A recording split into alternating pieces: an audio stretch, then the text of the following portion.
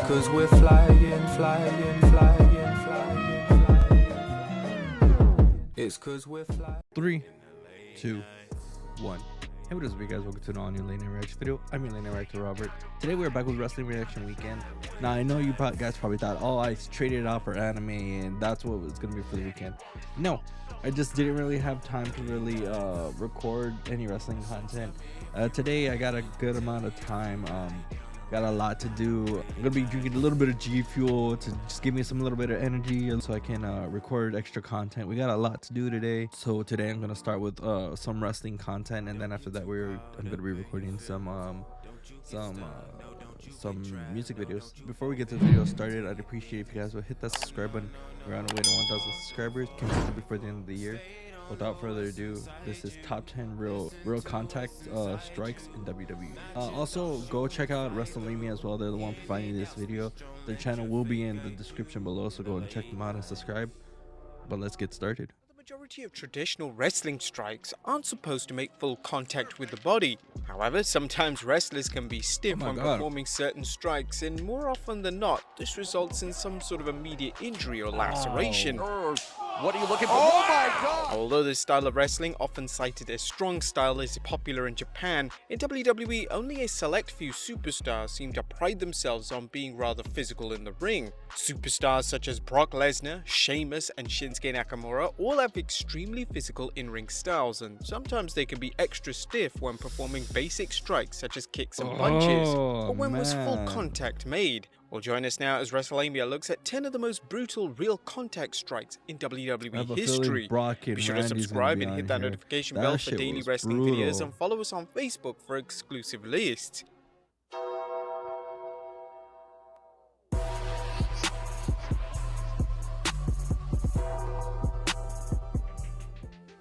Number 10, Sheamus' brutal brogue kick to Riddle at WrestleMania 37.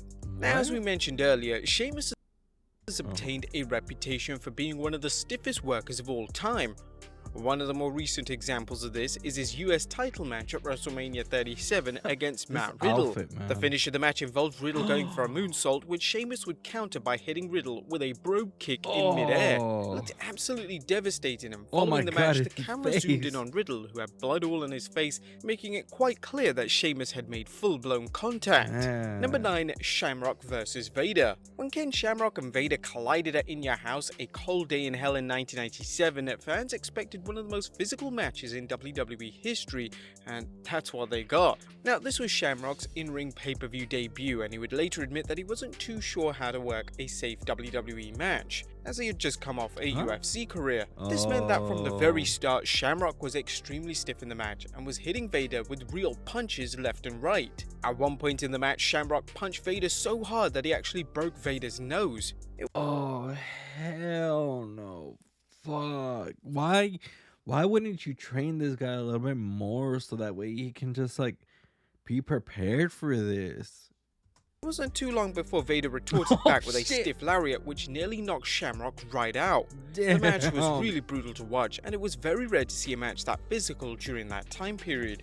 Number 8, Brock Lesnar. I believe those are called receipts. I'm pretty sure, if I remember the wrestling lingo is Shamrock was like hitting him stiff, and Vader gave him like a receipt to be like, yo, calm down, you're being a little too stiff.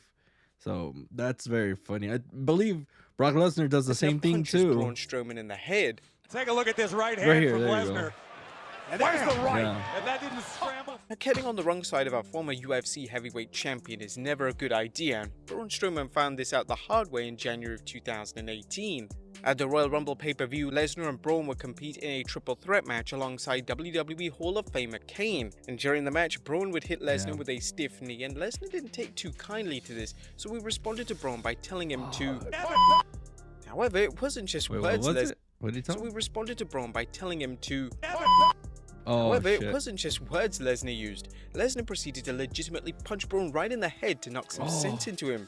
According to Braun himself, Lesnar was cool with him once they got backstage, and Braun even admitted he just got carried away in the moment. Number 7, Chris Jericho teaches Shane McMahon a lesson at Survivor Series 2016. A Survivor Series 2016 featured one of the most acclaimed traditional Survivor Series matches of all time. WWE would revert back to the popular Raw vs SmackDown format as the Raw team consisted of Roman Reigns, Seth Rollins, Braun Strowman, Chris Jericho, and Kevin Owens. They took on the SmackDown team consisting of AJ Styles, Dean Ambrose, Randy Orton, Bray Wyatt, and Shane McMahon. Now, although the match was truly great, there was a notable spot as when Shane and Jericho were wrestling, it appeared as if Shane was legitimately punching Jericho. Shane does not belong in a fucking match. Every time you see him, his punches look so damn stiff, it's not even funny. In the face. Fans could gradually see Jericho getting more and more frustrated, so much so that Jericho responded by giving Shane a dropkick right into his face. Shit. During an appearance on From the Top Rope, Jericho would discuss the incident with Shane. He revealed that Shane punched him multiple times in the face. He had to tell him to calm down as he was getting far too carried away. Number 6, Sheamus kicks Jeff Hardy's tooth out. Sheamus makes yet another appearance in this list, but this time he actually managed to injure a WWE legend in the process. At the 2017 Payback pay-per-view, the duo of Sheamus and Cesaro took on the Hardy Boys. It's funny because I believe Jeff might have slung Cesaro, or somebody slung Cesaro, and Cesaro had lost his tooth, or his tooth got pushed inside of his gum, something like that. And then after that, then Sheamus knocked out Jeff's tooth. So that's very funny too. I remember that. During the match, Sheamus would kick Jeff Hardy in the face so hard that Hardy's tooth would actually fall out. Shit. This was an obvious accident and just a simple case of Sheamus getting carried away. Immediately following the kick, Sheamus would check on Hardy to make sure he was okay, and luckily Hardy was able to finish the match. Number 5, Chris Jericho punches Shawn Michaels' wife in the face. The feud between Shawn Michaels and Chris Jericho reached its boiling point in the summer of 2000. Honestly, this is kind of Shawn's fault. Why did he duck? If he didn't duck, I felt like Jericho probably did like not a super hard punch, but like it was gonna be like a little stiff one.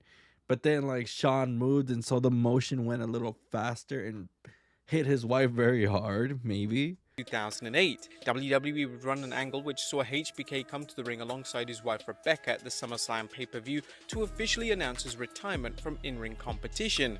HBK would be forced to retire in the storyline due to the amount of injuries he had suffered during his career. Jericho would interrupt and demand that HBK tell the fans that Jericho was the reason he was retiring. After a verbal interaction, Jericho went to punch HBK in the face, however HBK ducked and Jericho hit HBK's wife right in the face. Unfortunately, Jericho actually made full-blown contact with Rebecca's face with a legitimate punch. Amazingly, Rebecca wasn't even injured as a result of the punch. That's good. Number 4, Brock Lesnar's stiff elbow. When Brock Lesnar returned to the WWE in 2012, he was a different animal in comparison to the Lesnar that was in WWE. Honestly, I remember when Lesnar returned, when I was younger, I was terrified to see his matches because honestly, this dude was so scary to watch. Like the suplex, not the suplex city, that one was entertaining.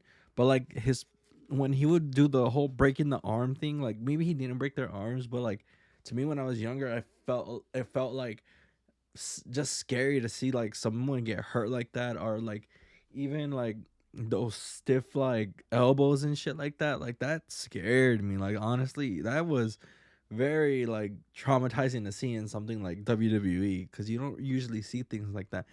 And for them to get rid of blood, and then for blood to come back like in a situation with Brock Lesnar like that, like that's crazy. WWE between 2002 and 2004. Lesnar was now a legitimate pro fighter who would become one of UFC's most successful fighters of all time. Lesnar's style in WWE would be completely reinvented to match his fighter persona, and this had been a move which had received mixed reviews from fans. During Lesnar's first match back with John Cena in 2012, fans were shocked with just how stiff Lesnar was being. Lesnar was throwing legitimate punches and elbows at Cena, so much so that Cena was busted open in the match. Fast forward to SummerSlam in 2016, where the finish of the match involved Lesnar hitting an elbow on Randy Orton, which busted him open.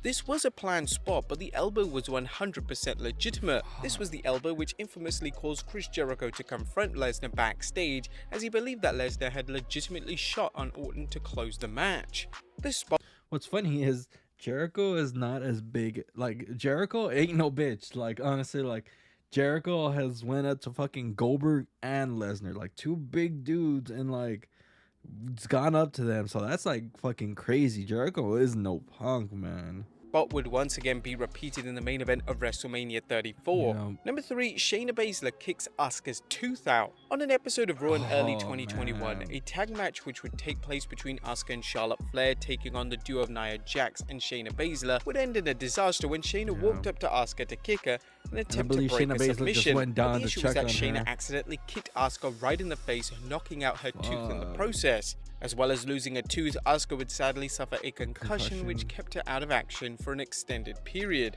Number 2, Nia Jax punches Becky Lynch.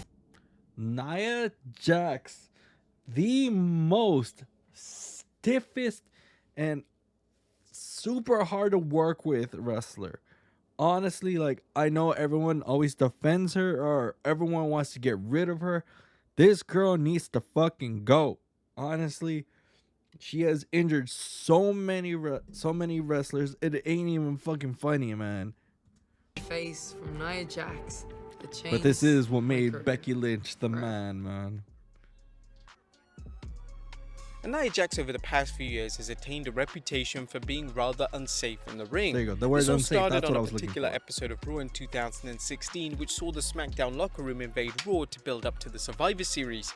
In one particular segment on the show, Nia will legitimately punch SmackDown Women's Champion Becky Lynch in the face, breaking her nose in the process. This just pisses me Nia off that they actually haven't punched done Becky anything so to get hard rid that of she her. also suffered. And what pissed me off too is they didn't take her back to the Performance Center, but they sent Keith Lee back. Kind of bullshit is that, man? I know Keith Lee's back in wrestling already. Well, actually, I don't even know because I haven't really seen him, but I know he came back with a new name and everything. But sending Keith Lee back, who is way more professional, way more safer to work with, who is way over with the fans, but yet Nia Jax, who isn't even really over anymore, they put her in a tag team. They gave her the belt. I know she doesn't have it now, but you know, she got no consequences for constantly injuring people. But yet, she didn't go back to the Performance Center. What kind of shit is that, WWE? What kind of shit practice is that? For the concussion, this resulted in Becky being pulled from her scheduled match with Ronda Rousey, which was set to be the biggest match of her career. And number 1, Seth Rollins breaks John Cena's nose. Oh my god, I remember this. One of the top matches on the SummerSlam match card in 2015 was a winner-takes-all match between Seth Rollins and John Cena. Although the match was without a doubt the best match on the show, the build-up to the match was what people talked about, as Cena and Rollins would square off one-on-one on Raw, and during the match, Rollins managed to break Cena's nose by kneeing him straight in the face. This put the SummerSlam match in jeopardy, as WWE weren't sure if Cena would be healthy enough to wrestle the match. Rollins breaking Cena's nose was met with heavy criticism from WWE legends such as Bret Hart, who believed that Rollins was unsafe in the ring and he was incredibly reckless to break Cena's nose. Nevertheless, Cena managed to recover in time for SummerSlam, and Rollins would end up winning the match, securing both the WWE and US titles in the process. But there you have it, folks, 10 of the most brutal real contact strikes in WWE history. Alright, man. Like I said, go check out Wrestlelamia, man. They always post some good content out there, man. They're so good to watch and just so entertaining, and they have like a lot of facts and a lot of stuff, like, you know, bring back some good memories to like us wrestling fans and stuff like that. So go ahead and go check out Wrestlelamia, man. Their channel will be in the description below. I'll probably even put them on the title so you guys can just click on them immediately. I hope you guys enjoyed this video. If you guys did, hit the like button. If you're new to subscribe, we're on our way to 1,000 subscribers, so I'd appreciate if you guys would subscribe. Also comment down below what you guys want me to react to next, and I'll do it. I'll see you guys next time. Bye.